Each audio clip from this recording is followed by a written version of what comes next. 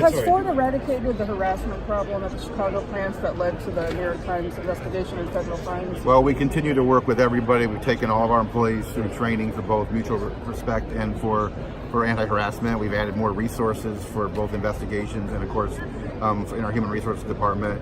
You know, we think we have an environment we would want to be a part of, but we're watching it very carefully. We don't tolerate any kind of harassment of any kind. We're making significant investments in this plant to upgrade it to have even better place to work. Like the $40 million in lighting, et cetera? All Is those that kinds due of to things. Concerns about employee safety? No, it's not due to, it's really just trying to make it an even better environment for everybody, because our employees are the most important thing to us, and we want an environment where everybody wants to work and feel like their children could work there, and that's what we're trying to do. So are you confident it's been rooted out? We feel good about where we are, but we're never going to stop. We know that with over 6,000 people that we've got to continue to monitor, and we've got to continue to educate, and we've got to continue to set expectations, and we'll continue to do that. And what is Ford's message to the Trump administration as his officials go to Beijing next week for trade talks? Well, our message has been consistent that we believe that all the economies of the world should work together for free, balanced, and fair trade. And we want China and the U.S. to work out an agreement that makes sense for both parties. Obviously, we're a big exporter to China.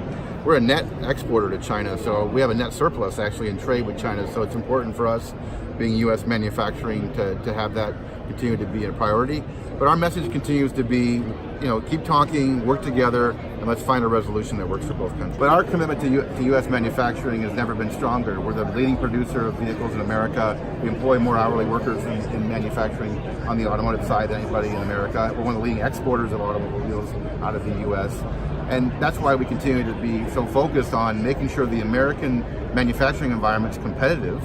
They can compete around the world. That's why we believe that USMCA for North American free trade is really important to pass, so that we have certainty and we can have a block of trade that works for everybody.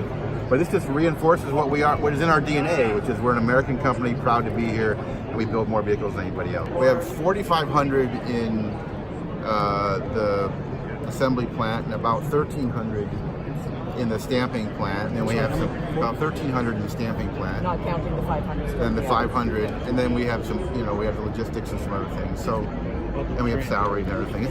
They're big plants.